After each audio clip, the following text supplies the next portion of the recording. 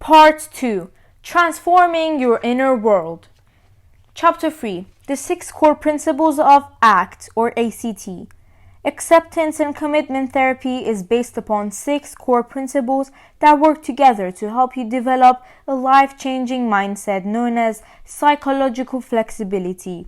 The greater your psychological flexibility, the better you can handle painful thoughts and feelings, and the more effectively you can take action to make your life rich and meaningful. As we progress through the book, we will work through these 6 core principles one by one. But first, let's take a very brief look at all of them. Number 1. Diffusion. Relating to your thoughts in a new way so they can have much less impact and influence over you. As you learn to diffuse painful thoughts and unpleasant thoughts, they will lose their ability to frighten, disturb, worry, stress, or depress you. And as you learn to diffuse unhelpful thoughts, such as self-limiting beliefs and harsh self-criticisms, they will have much less influence over your behavior. Number 2. Expansion. Making room for unpleasant thoughts and sensations instead of trying to suppress them or push them away. As you open up and make space for these feelings, you will find they bother you much less and they move on much more rapidly instead of hanging around and disturbing you. The official ACT/ACT term for this principle is acceptance. I have changed it because the word acceptance has many different meanings and is often misunderstood. Number 3. Connection.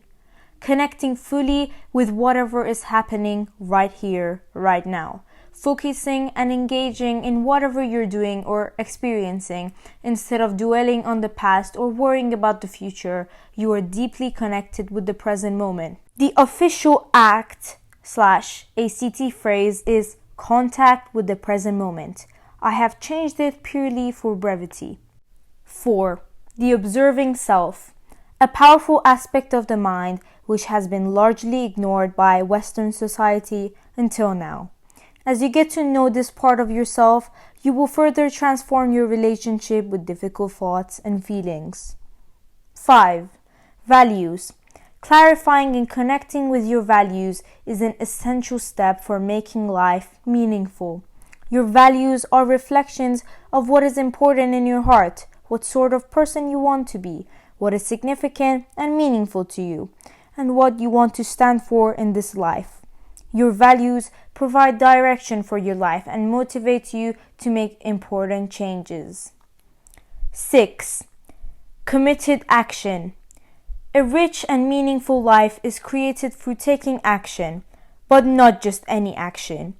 It happens through effective action, guided by and motivated by your values, and in particular, it happens through committed action. Action that you take again and again, no matter how many times you fail or go off track. Mindfulness skills. The first 4 principles above are all collectively known as mindfulness skills. Mindfulness is a mental state of awareness, openness, and focus. A state that conveys enormous physical and psychological benefits. Mindfulness has been known about in the East for thousands of years, but until recently in the West, we could only learn about it through following ancient Eastern practices such as yoga, meditation, or Tai Chi, or religious paths such as Buddhism, Taoism, or Sufism. Unfortunately, these approaches generally take a long time and a lot of intensive practices just to get results, and they typically come packaged with a host of beliefs and rituals that do not necessarily fit well with a life in a modern secular society. In contrast, ACT or ACT is a scientifically based approach with no religious or spiritual beliefs attached that teaches mindfulness skills rapidly and effectively, even in the space of a few minutes. Mindfulness plus values plus action equals psychological flexibility. As you apply these principles in your life, you will steadily raise your level of psychological flexibility. Psychological flexibility is the ability to adapt to a situation with awareness, openness, and focus, and to take effective action guided by your values.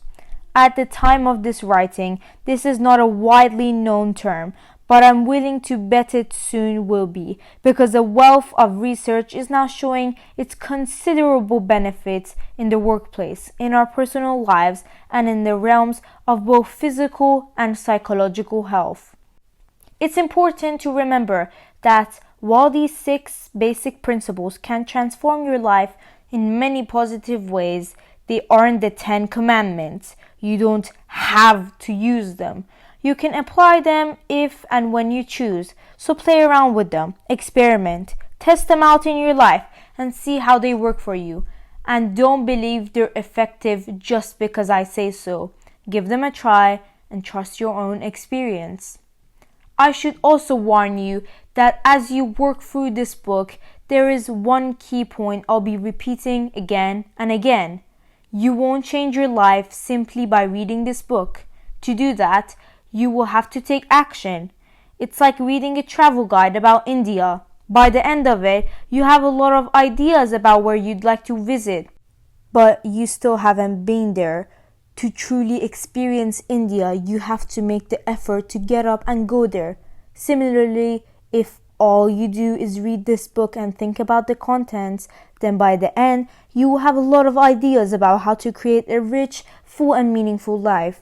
But you won't actually be living one. In order to live a better life, you will need to follow through on the exercises and suggestions within these pages. So are you eager to begin? Then read on. Chapter 4. The Great Storyteller. This morning I held a fresh lemon in my hands. I ran my fingers over the bright yellow skin, noting all the little dimples.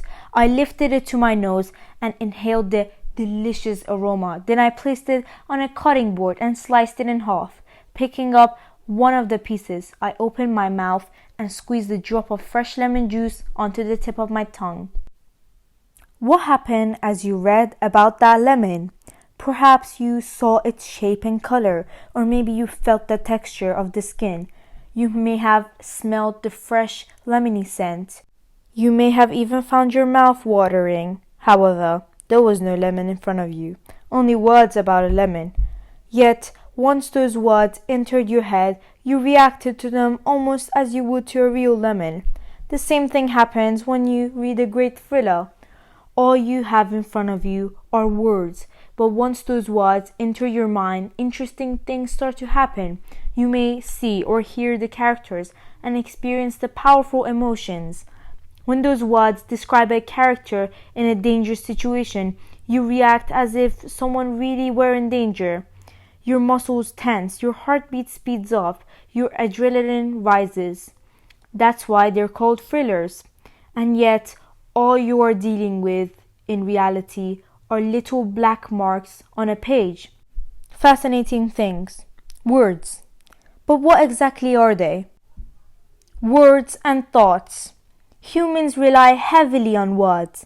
Other animals use physical gestures and facial expressions and a variety of sounds to communicate.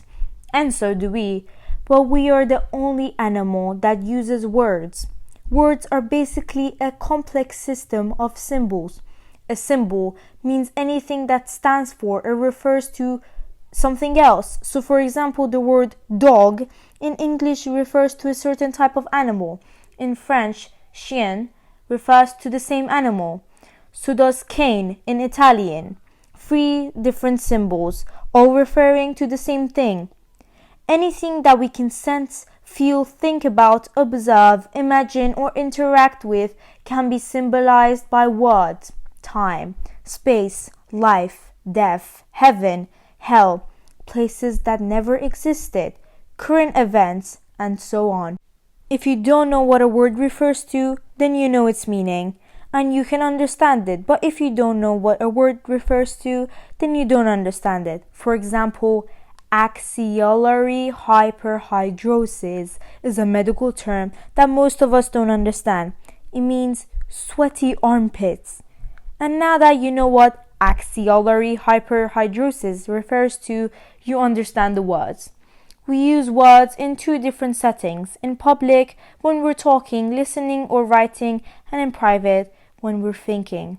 Words on a page we call text, words spoken out loud we call speech, and words inside our head we call thoughts. It's important not to confuse thoughts with the mental pictures or physical feelings that often accompany them. To clarify the difference, here's a little experiment. Take a few moments to think about what you're going to fix for breakfast tomorrow morning. Then, as you're thinking about it, close your eyes and observe your thoughts as they happen. Notice what form they take. Close your eyes and do it for about half a minute. Okay, what did you notice? You may have noticed pictures in your mind. You saw yourself cooking or eating, as on a television screen. We call these mental pictures images. Images are not thoughts. Although they often occur together, you may have also noticed feelings or sensations in your body, almost as if you were actually preparing or eating breakfast. These, too, are not thoughts. They are sensations. You also probably notice some words passing through your head, almost like a talkative voice. Those words may have described what you intend to eat. I have toast with peanut butter. These words in our head are what we call thoughts. To summarize, thoughts are words inside our heads, images, pictures inside our heads, and sensations, feelings inside our bodies. It's important to remember this distinction because we deal with these internal experiences in different ways. We'll be focusing on images and sensations later in the book. For now, we're going to look at thoughts. Humans rely a lot on their thoughts. Thoughts tell us about life and how to live it. They tell us we are and how we should be, what to do and what to avoid. And yet they are nothing more than words, which is why in ACT/ACT we often refer to thoughts as stories. Sometimes they are true stories called facts, and sometimes they are false. But most of our thoughts are neither true nor false. Most of them are either stories about how we see life called opinions, attitude, judgments, ideals or beliefs, theories, morals, etc. Or about what we want to do with them, called plans, strategies, goals, wishes, values, and etc. In ACT/ACT, our main interest in a thought is not whether it's true or false, but whether it's helpful. That is, if we pay attention to this thought, will it help us create the life we want?